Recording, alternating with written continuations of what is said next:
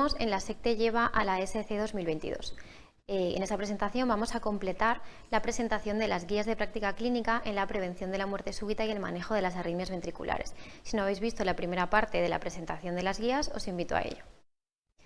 En cuanto a los factores de riesgo mayores que predicen el riesgo de muerte súbita, tenemos la enfermedad cardíaca estructural, la presencia de episodios previos de fibrilación ventricular o taquicardia ventricular que sustentan una indicación clase 1 en prevención secundaria de la indicación del DAI en estos pacientes, la falta de optimización del tratamiento médico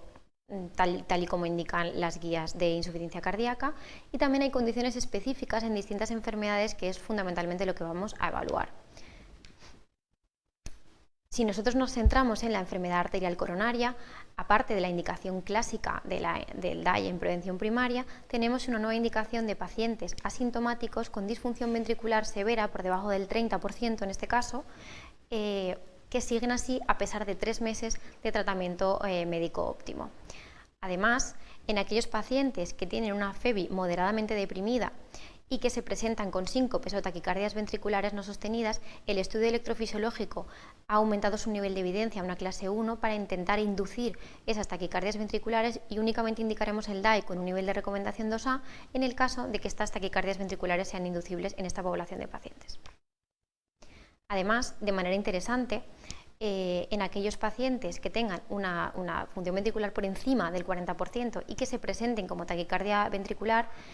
existe la posibilidad de elegir de alguna forma entre amiodarona, implante del DAI o ablación con catéter. Esto parece que esté al mismo nivel en el diagrama, pero si nos fijamos en el texto vemos como sí que existe una jerarquía y alguna preponderancia para la indicación de la ablación de la taquicardia ventricular sobre la indicación del DAI. Como hemos comentado previamente, para aquellos pacientes que se presenten con una taquicardia ventricular y ya lleven amiodarona, se recomienda la ablación con una clase 1. Puede que este apartado sea aquel en el que más novedades ha habido, y hablamos en este caso de la miocardiopatía dilatada o la miocardiopatía hipokinética no dilatada. En cuanto al diagnóstico, partimos de la resonancia, que en esta población de pacientes se debe considerar con una clase 2A en todos ellos.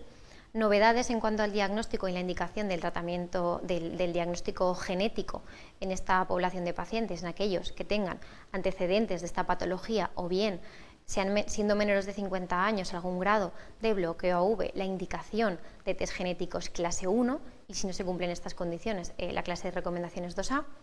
Cambia el nivel de recomendación de indicación del DAI en prevención primaria después de la publicación del DANISH, pasa a ser 2A, previamente era clase 1. Y existen unos importantes factores modificadores de la FEBI en la indicación del DAI en prevención primaria, como son el realce tardío de gadolinio en la resonancia, la presencia de taquicardias ventriculares no sostenidas y la genética, siendo ahora mismo, y como se recomienda, el abordaje de la estratificación del riesgo en prevención primaria multimodal. Si nos centramos en la miocardiopatía arritmogénica, importancia, como siempre, a la resonancia y al test genético, importantes cambios también en la indicación del desfibrilador en prevención primaria en aquellos pacientes que se presentan con síncope, que tienen un grado severo de disfunción ventricular con un nivel de recomendación 2A en las guías actuales, y la posibilidad de utilizar el estudio electrofisiológico con un nivel de recomendación 2B para intentar inducir taquicardias ventriculares en pacientes que tengan algún grado de disfunción ventricular no siendo severa, para indicar el DAI con un nivel de recomendación 2A en estos pacientes. En cuanto a la miocardiopatía hipertrófica, además del score de muerte súbita que se sigue manteniendo en estas guías de práctica clínica, factores modificadores del mismo, como una presencia de realce tardío de gadolinio con una masa de fibrosis importante, algún grado de disfunción ventricular, un fallo inotrópico o pobre respuesta inotrópica a la prueba de esfuerzo, la presencia de aneurismas y factores genéticos que pueden modificar la indicación del DAI en los pacientes con miocardiopatía hipertrófica. Un apartado específico en estas guías para la enfermedad inflamatoria con la sarcoidosis como paradigma, indicación clase 1 del desfibrilador en aquellos pacientes que han sobrevivido a una muerte súbita o en aquellos que tengan una disfunción ventricular severa, y la posibilidad de utilizar el estudio electrofisiológico con una clase de recomendación 2A para intentar inducir taquicardias ventriculares e indicar el desfibrilador con una clase de recomendación 2A en aquellos pacientes con algún grado de disfunción ventricular no siendo esta severa. Un apartado muy amplio y muy extenso en las guías sobre los síndromes arrítmicos primarios. Nos vamos a centrar en el síndrome del QT largo por su prevalencia y por la importancia de los cambios en las recomendaciones. En cuanto al diagnóstico, decir que se debe considerar el diagnóstico de QT largo en aquellos pacientes con QT entre 460 y 480 que estén sintomáticos. Y en cuanto al manejo, importancia de los betabloqueantes no cardioselectivos en toda la población de pacientes con una clase 1, salvo en aquellos pacientes que sean portadores de una mutación pero que tengan un QT normal.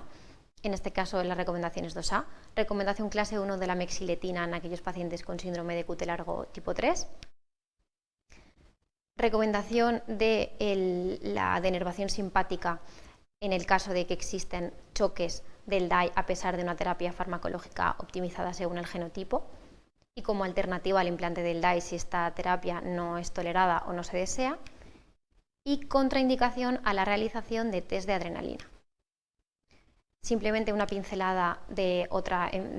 enfermedades eléctricas primarias como puede ser la taquicardia catecolaminérgica. La flecainida sigue teniendo un nivel de recomendación 2A porque aunque su uso es amplio en la práctica clínica, es cierto que falta evidencia para aumentar el nivel de recomendación, y novedades en el síndrome de Brugada con la recomendación clase 1 del test genético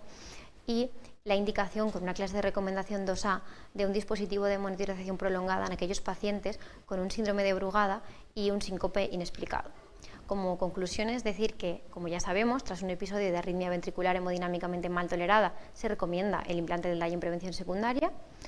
Y como novedad, en prevención primaria, la evaluación del riesgo de muerte súbita ha de ser multimodal, basada no solo en la FEBI, sino en todos los otros parámetros que hemos ido comentando. El manejo de pacientes con enfermedades eléctricas primarias y también sus familiares es complejo,